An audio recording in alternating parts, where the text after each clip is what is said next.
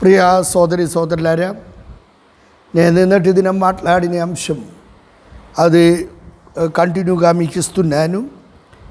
ప్రభు అయిన యేసుక్రీస్తు వారు క్రీస్తు విరోధి, వీరికి ఉన్న వ్యత్యాసము నేను ఈ భాగములో ఇచ్చుచూ వచ్చాను. దానిలో మీకు 6 సంగతులు నేను నిన్నటి దినం ఇచ్చినది మీరు జ్ఞాపకం చేసుకుంటున్నారు. 7వ అంశం నుండి నేను ఇస్తున్నాను, అది మీరు రాసుకోండి. హల్లెలూయా. 7 క్రీస్తు మంచి ద్రాక్షావళి. యేసుక్రీస్తు వారి మంచి ద్రాక్షావళి. యోహాను సువార్త 15వ అధ్యాయం 1వ వచనం. యోహాను సువార్త 15వ అధ్యాయం 1వ వచనం. క్రీస్తు విరోధి దేవుని కోపమని ద్రాక్ష. దేవుని కోపము లేక దేవుని ఉగ్రత అని ద్రాక్ష. ప్రకటన గ్రంథం 14:18. ప్రకటన గ్రంథం 14వ అధ్యాయం 18వ వచనం.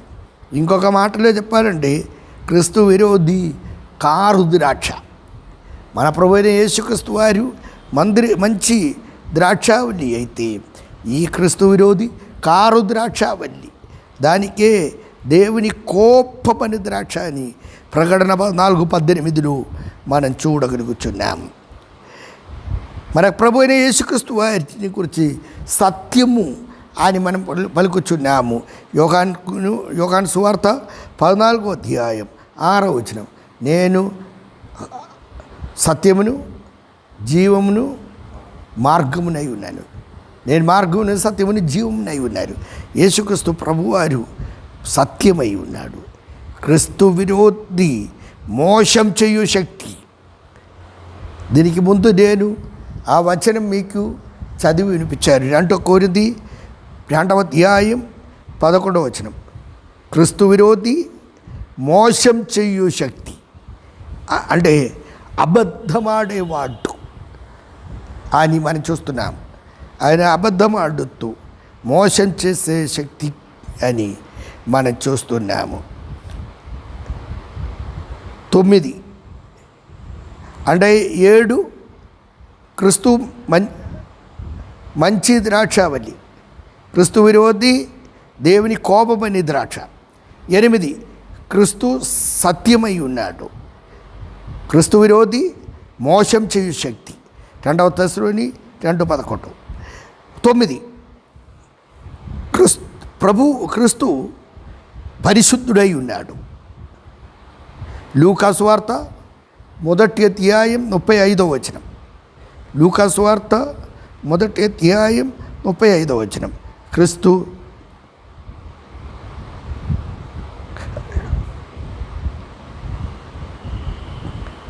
పరిశుద్ధుడు. క్రీస్తు విరోధి నాశనపుత్రుడు. 2వ తెస్సలోని 2వ అధ్యాయం 3వ వచనం. 2వ తెస్సలోని 2వ అధ్యాయం 3వ వచనం. క్రీస్తు విరోధి నాశనపుత్రుడు.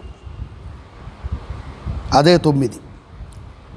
10 క్రీస్తు దేవుని కుమారుడై ఉన్నాడు. లూకా సువార్త 1వ అధ్యాయం 35వ వచనం.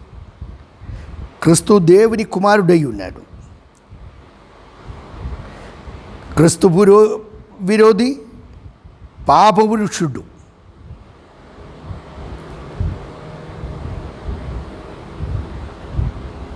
రెండవ తెస్సలోని 2వ అధ్యాయం 3వ వచనం.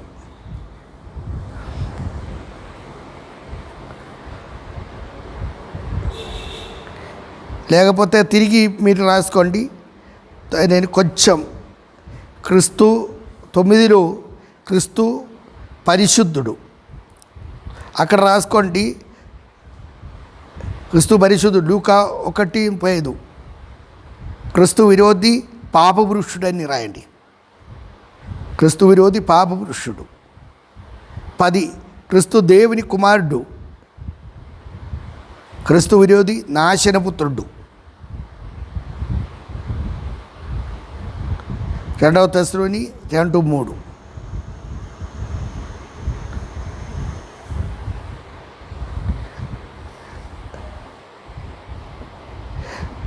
ఈ క్రీస్తు విరోధి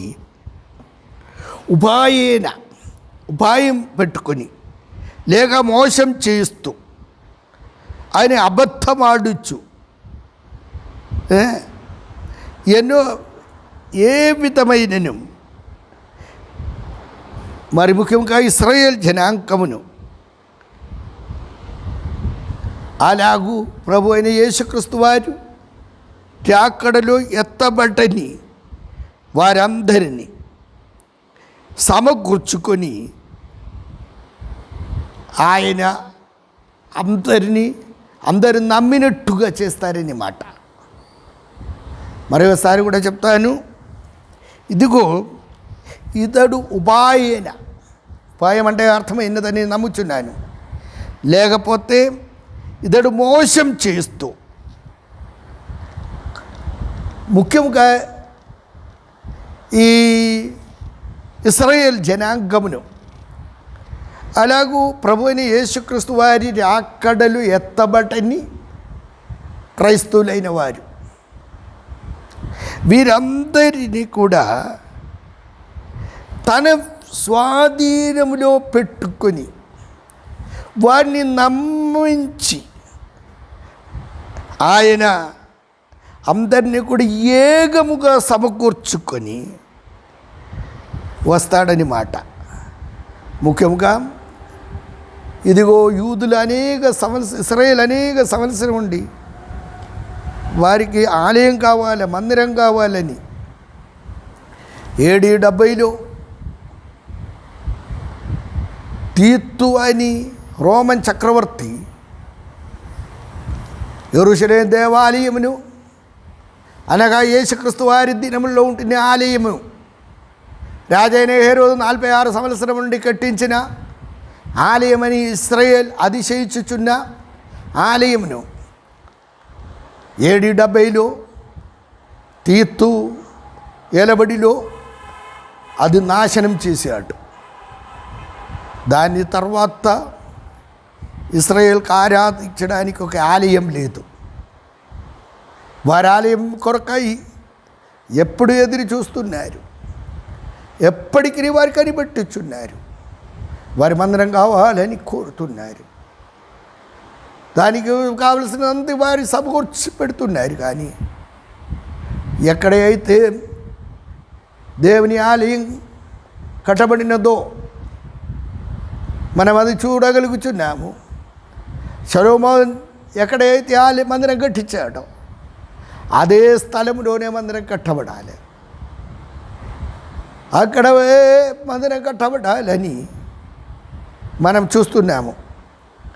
మనం పరిశీలించిన యెడల అబ్రహాం బలి అర్పించిన ఆ మోరియా దేశమందున్న ఆ పర్వతం, అదే ఆ స్థలంలోనే దేవుని వాక్యంలో దానికి ఆధారముగా అనేక వచనములు మనం చూడగలము. అక్కడే సొలొమోను దేవాలయం కట్టించాడు. నేను దీనికి ముందు సంఘంలో అది బోధించాను, జ్ఞాపకం లేకపోతే తర్వాత అది మీరు చూడగలరు. ఆ విధంగా దేవుని మందిరం, దేవుని ఆలయం కట్టాలని యూదులు ఎన్నో సంవత్సరం నుండి వారు కోరుతున్నారు. కానీ ఆ మందిరం ఇంకను కట్టబడలేదని మనం చూస్తున్నాం. అయితే ఇక్కడ సంతోషకరమైన ఒక సంగతిగా అనుకుంటారు యూదులు. మేమెన్నో సంవత్సరం నుండి కోరినప్పటికీ మాకు ఆ మందిరం కట్టే స్థలం దొరకకపోయినందున మేమెనిద్దరు చూస్తూ కనిపెట్టచ్చు, ఏక అధిపతిగా, ఒకే రాజుగా, ఏకాధిపతిగా ఇదిగో క్రీస్తు విరోధి వచ్చినప్పుడు లోక రాజ్యములన్నిటినీ సమాధానపరిచి మన చేతి కిందికి తీసుకుని వచ్చారు. కాబట్టి ఇప్పుడు మా యూదులకు మందిరం కట్టడానికి వారు అనుమతి ఇస్తారని మాట. అయితే ఒక సంగతి వారు మోసపోతున్నారని సంగతి యూదులు తెలుసుకొనకపోతున్నారు. ఆ మందిరంలోనే క్రీస్తు విరోధి తన ప్రతిమ తన ఐడిల్, తన యొక్క బొమ్మ దానిలో పెట్టి ఆ పరిశుద్ధమైన బలిపీఠంలో పందిని యూదులకు హేళనమైన, యూదులకు అసహ్యమైన పందిని తీసుకువచ్చి దాని రక్తము ఆ బలిపీఠంలో పోషించి దాన్ని అశుద్ధపరిచే సంగతి ఈ వాక్యం ద్వారా మనం నేర్చుకోగలము. అందుకోసమే వాడు మోసగాడని మనం చెప్పగలుగుచున్నాము. వాడు ఇశ్రాయేలు ఈ విధంగా దేవాలయం కట్టుటకు కావలసిన సహాయం చేస్తారు. ఇంకా క్రైస్తవులని అప్పుడు లోక భూమి మీద ఉంటున్న అనగా విడవబడిన వారు, ప్రభు రాకడలో ఎత్తబడని వారికి ఎన్నో విధములైన సహాయం చేసి వారిని కూడా తన చేతిలో ఆయన పెట్టుకుంటాడని మాట. ఆ విధంగా అందరినీ కూడా ఒకే ఒక రాజు కింద ఏకంగా వారిని సమకూర్చే అనుభవంలోనికి వస్తారని మాట. లోకంలో నేను చెప్పినట్టు లోకమంతటా ఒక రాజు, ఒక రాజ్యం, ఒక నాణ్యం. హల్లెలూయా. అంతటా ఎవరికైనాను వెళ్ళి జోబు చేయగలిగినట్టుగా అలాగూ ఈ సంపన్న, ఇప్పుడు డబ్బున్న రాజ్యంలో, ఎక్కువ ఆస్తి ఉన్న రాజ్యంలో ఉండి ఇప్పుడు దరిద్ర స్థితిలో ఉన్న రాజ్యములకు సహాయం చేయడానికి కావాల్సిన, లేకపోతే అక్కడ ఉన్న మంచి కార్యములన్నీ ఇలాంటి దరిద్ర రాజ్యంలోనికి పంపడము. హల్లెలూయా. ఇలాగూ 5 సంవత్సరానికి, 3 సంవత్సరానికి, 2 సంవత్సరానికి ఏలిక కలుగుచ్చు లోకరాజ్యముల యొక్క ధనం నష్టపోతున్నారని బాధపడుచున్న వారికి ఒకే ఒక రాజు ఏలుచున్నాడంటే వారు అనుకుంటారు ఇది మంచిది.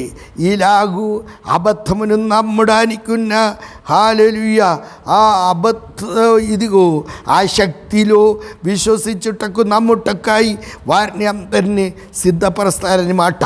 అదే మన 2వ తెస్సలోని 2వ అధ్యాయం 12వ వచనంలో మనం చదువుతున్నాము. ఇక్కడ మనం 2వ తెస్సలోనికి పత్రిక 2వ అధ్యాయం 13వ వచనంలో 12వ వచనంలో ఈ సంగతి వ్రాయబడి ఉన్నదని మనము గమనించుచున్నాము. కాబట్టి నేను చెప్పి వచ్చినదేమంటే హల్లెలూయా, ఏమవుతుంది వారికి అందరినీ కూడా నమ్మించి మోసం చేసి అక్కడ ఇలాగూ రాయచ్చు. నేను దీనికి ముందు చదివినది మీకు జ్ఞాపకం ఉంటొచ్చును. హల్లెలూయా. అక్కడ మనం చూస్తున్నదేమంటే హల్లెలూయా, అబద్ధమును నమ్మినట్లు మోసం చేయు శక్తిని దేవుడు వారికి పంపిస్తున్నారు.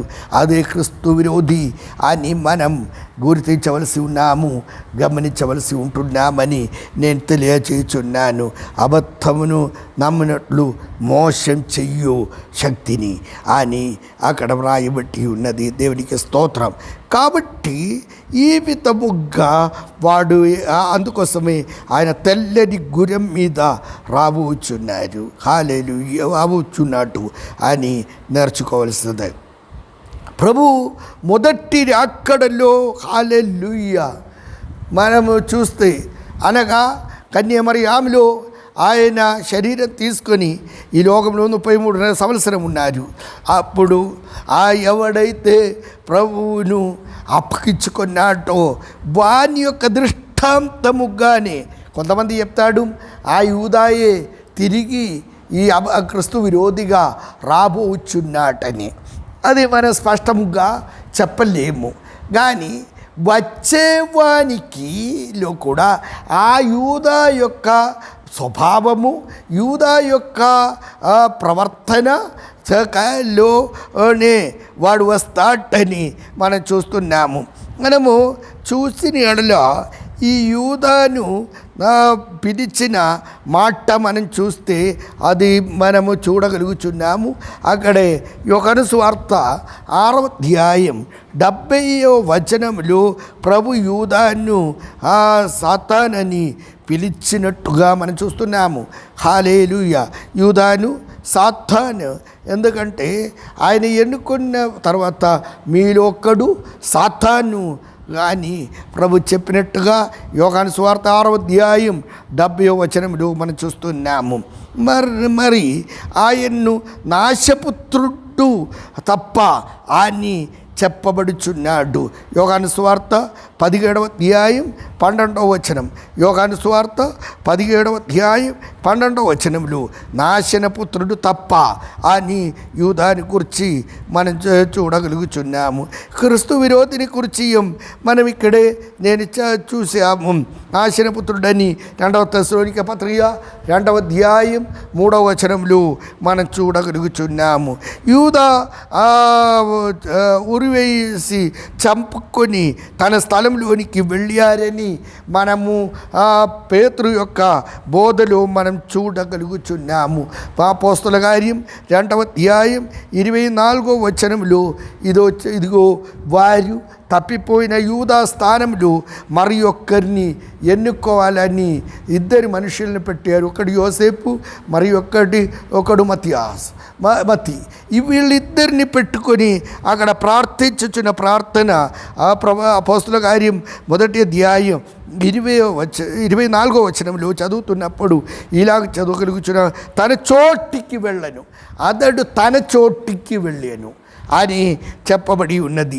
అందుచేత ఆయన ఒక ప్రత్యేక స్థలంలోనికి వెళ్ళాడని మనకు దానివల్ల తెలుసుకోవడానికి వీలు ఉంటున్నది.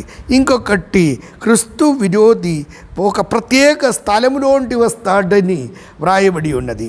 ఆయన ఎక్కడి వస్తాడని ప్రకటన గ్రంథం 11వ అధ్యాయం దాని 7వ వచనంలో అగాధము నుండి వచ్చి అని మనం చదువుతున్నాం. అగాధము నుండి వచ్చి అని మనం చదువుతున్నాం. అప్పుడు ఈనాటి వచనములను బట్టి మనం చూస్తున్నాం ఏమంటే యూదాయే మరి క్రీస్తు విరోధిగా రాబోతున్నాడని చెప్పేవారు ఉన్నారు. అది నేను ఖచ్చితంగా చెప్పడం లేదు. క్రీస్తు విరోధి ఉంటిన వాడును, హల్లెలూయా, ఇప్పుడు లేని వాడును, హల్లెలూయా. ఇక మీదట ఆయన నాశనంలోనికి పోవుటకును వస్తున్నాడని ప్రకటన 17:8 మనం చదవగలుగుచున్నాం. 17:8 మనం అది చదవగలుగుచున్నాము. అది నేను ఒకసారి చదవాలని ఆశిస్తున్నాను. ప్రకటన 17వ అధ్యాయం 8వ వచనం.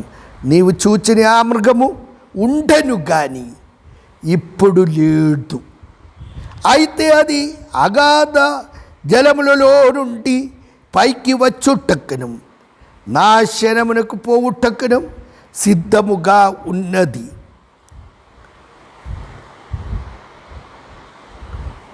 ఇక్కడే మీరు గమనించవలసిన మాట, నీవు చూచిన ఆ మృగము ఉంటను కానీ ఇప్పుడు లేదు. అంటే ఉంటను కానీ ఇప్పుడు లేదు, అయితే అది అగాధ జలంలో నుండి పైకి వచ్చుటకు. ఈ అగాధ జలం ఈ 17వ అధ్యాయంలోనికి నేను వచ్చినప్పుడు మనుష్య సమూహమును చూపిస్తున్నట్టుగా వ్రాయబడి ఉన్నది. అందుచేత ఇది మనుషుల మధ్యలో నుండి రాబోచున్నాడు అని మనం నేర్చుకోగలము. అందుచేతనే అయితే అది అగాధ జలంలోంటి పైకి వచ్చుటక్కును, ఇంకా ఏంటి, నాశనమునకు పోవుటకు సిద్ధముగా ఉన్నది. 3 మాటలు అక్కడ మనం చదవగలిగినాము. హల్లెలూయా. మనం చూసినప్పుడు ఈ హల్లెలూయా ఒకప్పుడు ఉంటున్నవాడు యూదాని గురించి మాట చెప్పగలిగాం. ఇప్పుడు లేనివాడు అనగా అతడు భూమి మీద లేడు. ఎక్కడ ఉన్నాడు? అగాధంలోనికి వెళ్ళాడు. ఇంకా ఆయన అగాధం నుండి లేచి వస్తున్నాడు. ఎక్కడ? నాశనములోనికి వెళ్ళుటకు అని మనం చూస్తున్నాము. ఆయన ఎందుకు వస్తున్నాడని ఇక్కడ వ్రాయబడి ఉంటుంది. అది మనం చూస్తున్నది ఏమంటే నాశనమునకు పోవుటక్కును అని మనం చూస్తున్నాము. కాబట్టి ఈ భాగంలో మనం చూస్తున్నాము. హల్లెలూయా. ఇదిగో యూదాని గురించి ముందుగానే ప్రవచించినట్టుగా మనం చూస్తున్నాము. అది అపోస్తలుల గారి 1వ అధ్యాయం 20వ వచనములో మనం చదువుచున్న ఆ మాట. అపోస్తలుల కార్యం 1వ అధ్యాయం 20వ వచనం.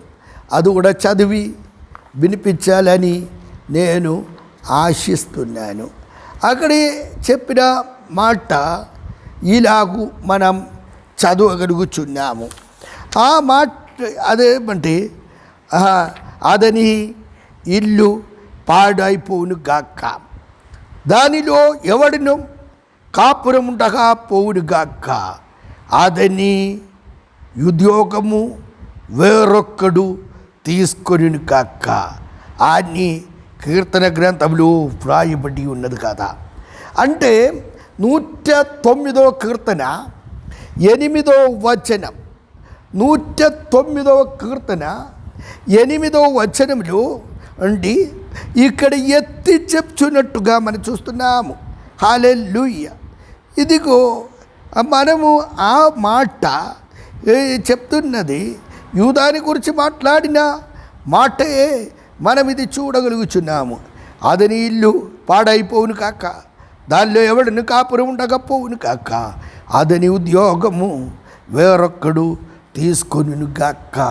ఆయన ఏ స్థానంలో ఉంటున్నాడో ఆ స్థానం నుండి ఆయన తొలగిపోవును కాక. ఇలాగు క్రీస్తు విరోధిని గురించి ముందుగా ప్రవచించినట్టుగా మనం చూస్తున్నాము. హల్లెలూయా.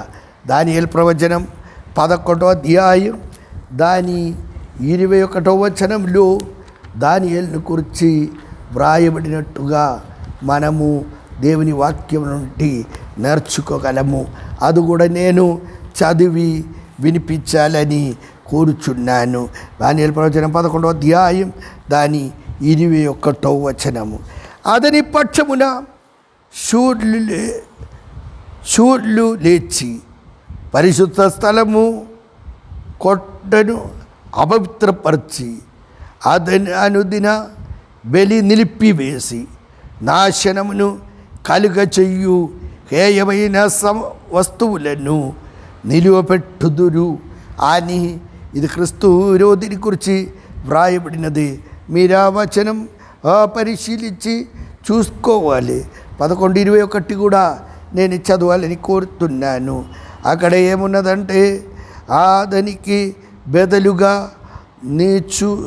నీచుడుగా ఒక్కడు వచ్చును, అతనికి రాజ్యఘనత నీరు కానీ నెమ్మది కాలమందు అతడు వచ్చి ఇచ్చకము మాటల చేత రాజ్యమును అపహరించును అని వ్రాయబడి ఉన్నది. ఈ దాని అనేక వచనములు ఇలాగు క్రీస్తు విరోధిని గురించి వ్రాయబడినట్టుగా మనం చూస్తున్నాం. అప్పుడు ఈ 1వ అధ్యాయం 21వ వచనంలో క్రీస్తు విరోధి ఇలాగు వచ్చి ఈ విధంగా చేస్తాడని మనము చదువుచున్నాము. అదే ప్రకారం యూదని గురించి ఈ విధముగా యూదా ఇస్కరియోతుని గురించి ఈ విధంగా ప్రవచనం ఉంటున్నదని మనం గ్రహించాలి. స్తోత్రం. అందుచేతనే ఇక్కడ మనం చూడగలుగుచున్నాము. నేను వివరించి చెప్పాను. హల్లెలూయా. ఎప్పుడు మనము గమనిస్తున్నదేమంటే, మనకు చూస్తున్నదేమంటే, అందరికీ నెమ్మది, అందరికీ శాంతి, అందరినీ ఇదిగో చేయాలని హల్లెలూయా. ఇది ఆయన అందరికి మేలు కలిగించినట్టుగా సమాధాన పురుషుడుగా హల్లెలూయా ఆయన వస్తున్నట్టుగా మనం చూస్తున్నాము. కాబట్టి నేను ఇక్కడ ముగించుచున్నాను. ఇంకా నేను 3-4 వచనములు అనగా 2వ ముద్రను విప్పుచున్న సంగతిని గురించి రేపటి దినం మీతో మాట్లాడుతాను. ఈ మాటలు చేదా దేవుడు మిమ్మల్ని దీవించునుగాక. ఆమేన్. ప్రభువా దగ్గర తండ్రి నీ ఘనమైన నామునికి స్తోత్రవందనం చెల్లిస్తున్నాము. ప్రభువా నీ వాక్యం మాకు నీవు తెలియజేసి ఉన్నారు. మాలో ఎవ్వడి కూడా మోసపోకుండా తప్పిపోకుండా హల్లెలూయా నీ వర్తమానం నీ వాక్యం మాకు ముందుగానే మీరు తెలియచేస్తున్నారు కనుక ఎల్లప్పుడూ సిద్ధపడిన వారిగా, ఎల్లప్పుడూ కనిపెట్టేవారిగా, ఎల్లప్పుడూ ప్రభువులో ముందుకు సాగేవారిగా హల్లెలూయా నిరాకడ ఎప్పుడు జరగబోచున్నదో అని మాకు తెలియదు. మేము ఎల్లప్పుడూ సిద్ధముగా ఉంటుటకు తగిన కృప దయచేయమని ప్రార్థిస్తున్నాము. మమ్మల్ని నడిపించి మీరు మగిలి పొందుమని ప్రార్థిస్తున్నాము. అత్యధికమైన కృప చేత మీరు ఆవరించండి. నూతన అభిషేకంతో మమ్మల్ని నింపండి. నీ మహిమార్థముగా నిలబెట్టుకుని యేసుక్రీస్తు దివ్య నామమున పెట్టుకొనుచున్నాము తండ్రి.